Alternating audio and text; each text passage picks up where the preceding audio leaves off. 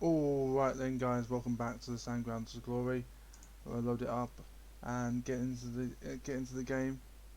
As we get into the game, we've got Carlisle, I think it's away. Is it away? Yeah, it's away. And then the end of the season review. As you can tell, we've won a few more games, just part and parcel of being champions really. This form has been pretty terrible, I guess. We won the league pretty much in this month. We didn't even draw a single game. It's insane. And we won this month was pretty good to start the season. This month's pretty good. Obviously, only losing to Burton. This month was pretty good. So the start of since the turn of the year, the form hasn't been that great. January was fine. February was fine, but March and April have been a bit. We won the title and decided not to play football, but that's fine. Transfer news is we're getting all these players that we trialled last time you were on camera. I've decided to bring in this guy in for 60k just because of how good he's going to be, and Jefferson because of how many people were interested in him, like Birmingham, Coventry, Hull, Ipswich, all teams that were going to be at the bottom of the Championship or potentially top of League One sort of teams. I've gone in for him, £60,000. I might overpay for him, but I just want him in the club. I think he'll be a good addition, regardless of whether he plays for us or coming off the bench or whatever. He's currently operating at the League Two level, which is fine. He's just got 32 goal involvements and 38 appearances. I just can't not sign him after that performance. But yeah, so I'm in for him. Obviously, getting a new striker coming in as well from Wimbledon may not be a smart move, but getting two strikers when we literally don't have any, which is good. The only reason we're probably going up this season is because we have him for the whole season. He's not been injured. He has been rested a couple of times, and obviously we haven't. We've had Osula coming in to replace him, but yeah, we didn't really have that replacement striker. So having both of them will probably help us potentially survive relegation next season. But we'll go with this team and hopefully beat Carlisle, and we'll go into season review, and we'll move on from there really. And obviously next episode will be the transfer special, so we'll see what the end season. So season 1, 2, 3. Is this end of season 4 potentially? I think so. 2020, 2020, 2021, 2021 to 2022, 2022 to 2023, 2023 to 2024. End of season 4. This episode is so. We'll just run it. We're obviously losing some of these players, and hopefully I haven't spoken to Preston about Beck, so we'll see what they say. And then same about Southampton and about Sliko Thomas. Hopefully we can get him for another season, but if not, that's not an issue either, because we are looking to bring in someone coming. There is that 3-star winger coming in as well, so we see how good he is. But before we go into the game, the team we're going to put out there is Sliko in goal. A back for Richards, Kitchen, Bennett and Jonas, Beck and Dixon Bone in midfield, Norman, Addison, Thomas just behind Gibson up front. Addison's not really played that very well recently. I want him to improve. I do want him to get some more assists because he's only got one in the entire season from January pretty much. So trying to get him to get more assists would be beneficial.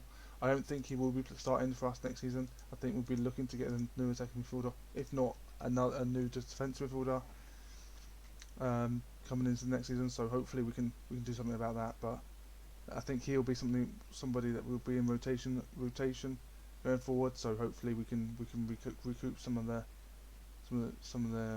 stuff that we found good going forward in the past in terms of signings. So hopefully we can go up League One as well as quick as possible. It's only taken us is it 3 seasons or two seasons to get out of League Two? I would have loved to have done it in one season, but I think the fact that we pushed into the playoffs right at the end of the last season was a substantial achievement. Like I said, it was a bit of draw out last season, so hopefully they enjoy this season a little bit more. And like I said, it will be a transfer special. I'm going to spend the next couple of hours doing a transfer special, so hopefully it'll be good in terms of going forward. So speaking of this game, we haven't really done much in this game. Apparently keep playing the way you are and the breakthrough will come through, even though we've got 0.22 XG. We haven't seen a lot of attacking highlights either. We've only seen one for them. But yeah, we'll keep chugging away. Right, Richards. Okay, no point me speaking about him. They seem to be attacking. Is that offside? No. Okay. Dexter Bono clears. I thought we could counter, but there's no one there. He's in though. He shoots. Oh, I thought he was going to score there. Okay, we need to kind of sort ourselves out here. I don't know why no pressure, but overwhelmed by the feedback. Okay.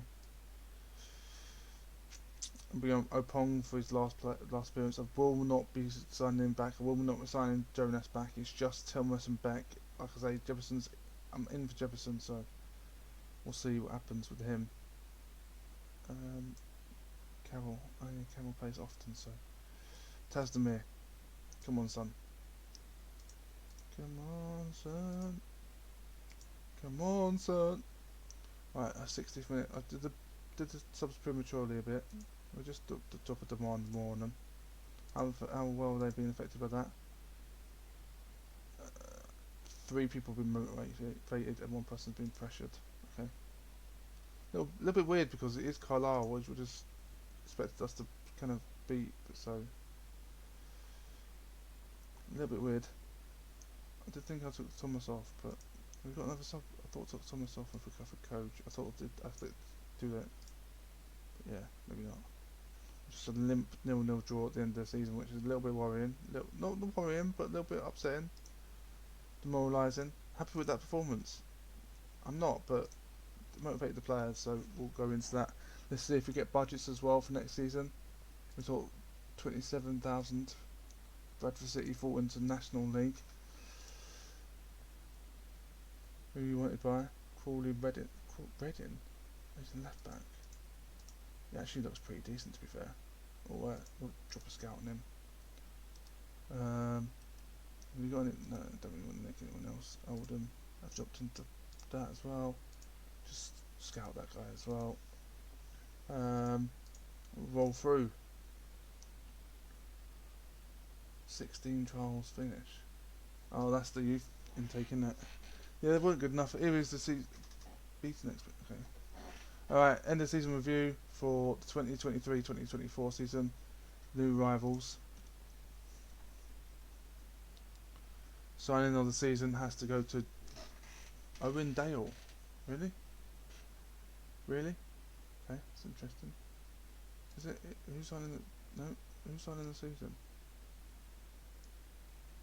So, Slicker was signing the season. I get behind that. The board is likely with a deal to sign Kieran Slicker. Is mainly due to giving the player to agree a low wage than we would expect to pay for someone of his quality. Best signing was obviously Slicker Thomas in terms of average rating, 7.3, 23 goals and 10 assists. Like I say, I do want to get him back next season. I don't know whether they will be letting us, but definitely want to see if he can back. Morgan, a little bit of wasted money really. Paid £15,000 for him and he's only played 1 game. 7.2 in that game, but yeah, a bit weird. 7.26, 4 goals and 3 goal assists in 7 appearances, 2 off the bench. For Oshula. So did Boyle off the bench. I think they'll keep him around, just maybe loan him out or something. But Ossian Norman for £61,430. £30. Yeah, £30.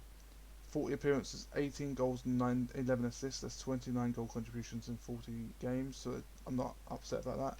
Reece Bennett again, somebody we paid money for, £18,200. 40 appearances starting and then 6 appearances as a substitute, 2 goals and 3 assists, 7.15 average rating.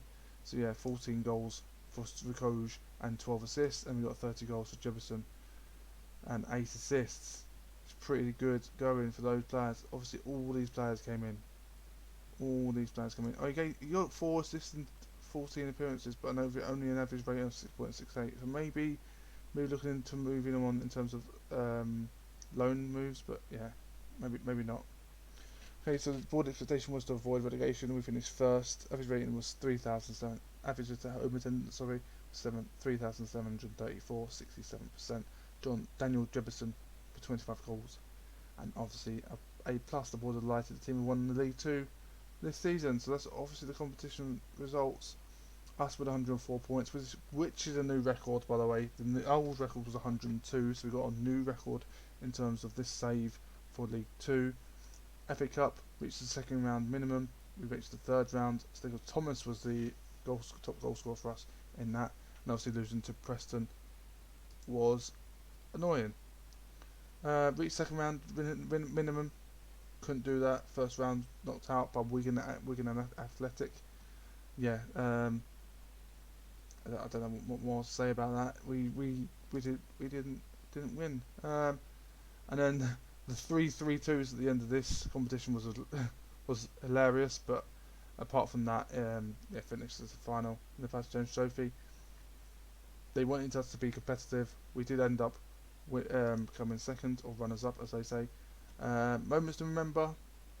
The biggest win was 6-2 over Oldham. Oldham getting relegated, us finishing top. Says all you need to know about the league. When Daniel Deverson gets 4 goals in the same game. Match to remember apparently was a 2-0 away win against Port Vale. I think that because they were favourites to go up, and beating them away was obviously crucial to our involvement. And a 4-4 draw involves goal of the season. Can I click that? There's Dixon Bonner's goal in this game. Let's have a quick look at this goal. What's it? Yeah, this goal here. Let's watch it and see what kind of goal this is. Bradford City getting relegated, so this actually ended up being a really poor result. Knocking the ball around and he just sits it. Okay, fair enough.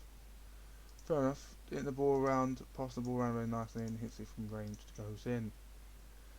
So finance-wise, we've got no sponsorship deals this season.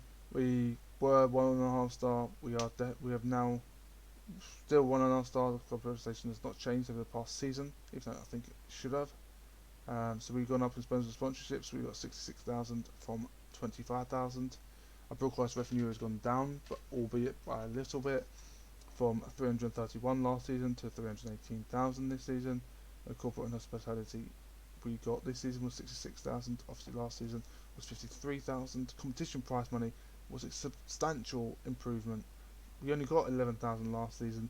We got 342,000 this season. And match value, commercial and retail has gone up as well by 40-odd thousand. We sold a lot of tickets as well. Smith Vince, is that Smith? Is that?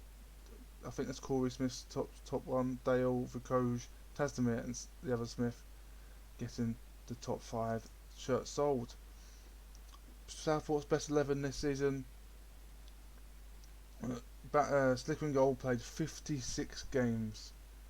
Staple in his team and crucial to our promotion and championship and champions elect kind of campaign. So he's on average rate of 7.04 with 56 appearances. That's all you need to know about that man. Judd at right back probably will not be our starting right back next season, and we'll be looking to improve that guy. With 37 appearances and only an average rating of 6.83. Reece Bennett on the right hand side of the centre backs played 40 games, got 6 sub appearances, got 3 goals, 2 assists with an average rating of 7.15. There's an interesting one here. On the left hand side of the back centre backs is Josh Okocha, obviously moving on. Paying £200,000 for him and getting some money back into the bank balance as well improves us, and it all ends up. So that is somewhere we need to improve. Obviously, getting an average rating of 6.37. Only played 5 games. It's bad, but the average rating is important here. If there's a rating up another centre back, it's below 6.37, and this guy only played 5 times, and that's where the problem was. The problem was our other centre back. That's interesting. So we need someone to replace Okocha here. We're need someone to replace Judd here, and we get forward. We'll talk about Lewis in a minute. But yeah, Rich is out wide on the left back. Played 38 times, got 1 goal, 1 assist, an average rating of 7.11. You want everyone to get in your first team 11, pretty much a 7s or above, maybe a 6.8 or above, but definitely a 7s. Where you want to be, that's where the benchmark should be at. Moving into midfield, we got Beck. Only came in January, so he's only played a few games, but Play 17, got 2 assists, 1 goal, and an average rating of 7.06. So above that 7 mark. So that's decent. But like I say, he only coming in January, so you can't expect much from him. Elijah Dixon Boner, been here all season, 35 appearances and 5 sub appearances. Got 11 assists and 3 goals with an average rating of 7.07, just beating Beck. Both of them are ahead of Slicker, but not substantial. 7.1 is probably good. Anything above that is exceptional, but 7.1 is good. 7 to 7.1 is okay. 7.1 to 7.2 is good. 7.2 to 7.3 is excellent, and 7.3 or above is obviously substantial. You don't want to build a team around them, so we move forward. Speaking of 7.3s to have a rating, we've got Slicko Thomas with an average rating of 7.3. Played 44 starts and 3 sub appearances with 10 assists and 23 goals for the man.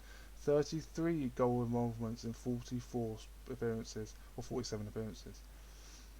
Substantial, crucial to our campaign. Then we got Alfie Lewis, has also left the club. Only played 3 games for us, 0 assists and 1 goal, with an average rating of 6.8. Like I said, with anybody below 7, you need to look at replacing. So obviously Kocher needs replacing, Judd needs replacing, and Lewis needs replacing. Again, Addison came in to be an attacking midfielder. I think got above a 6. No, he got 6.6 something, didn't he? So yeah, trying to get an attacking midfielder to go alongside Jefferson or something. Potentially moving Jefferson down, maybe Jefferson down, and that guy from Wimbledon coming in and be a striker. Maybe the move, or even removing that attacking midfielder and going with 2 up top might be the move. But I'll definitely look to try and get in an attacking midfielder because I think they're crucial in terms of building up the attack, especially having that gap in the middle there. I think it exposes you too much defensively. So we'll see what we do in the summer, but there is options there. There's definitely options there. Then we have on the left hand side Stefan Vukoj. Played 38 times, 11 sub appearances as well, with 12 assists and 14 goals. He got 26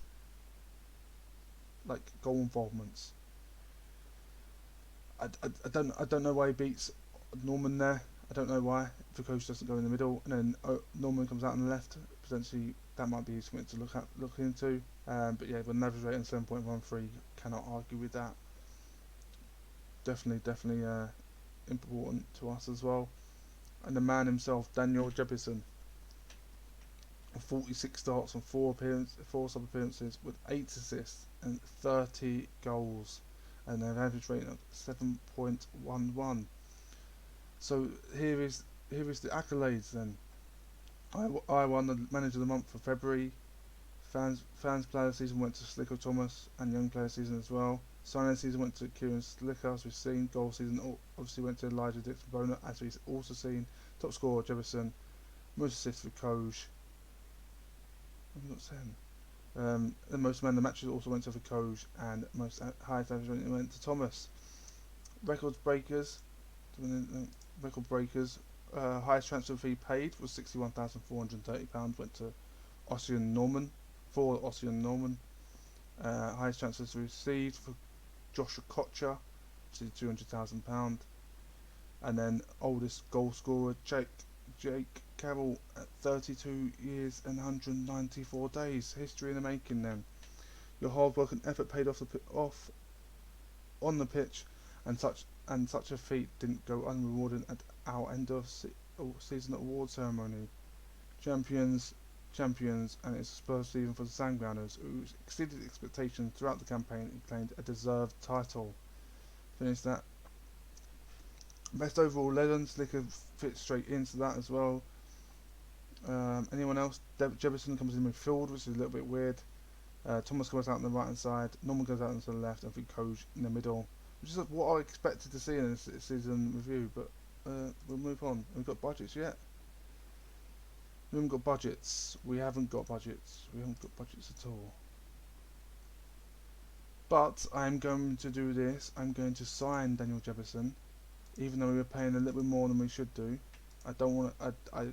They offered me to sign him for 17,000, but with a 50% sell-on clause. I'm paying him 60,000 with no sell-on clause. So he will join the club, and whatever we sell him for in the future will be all ours. So that's interesting. All right. What's this then? Play defensively solid football. Play direct football. Play counter-attacking football. I guess. I kind of want to take defensively solid football, but no. So avoid relegation. So we have to avoid relegation next season. We'll accept that. End of the season. Let's discuss plans. Plans to replace any of you. You've done brilliant.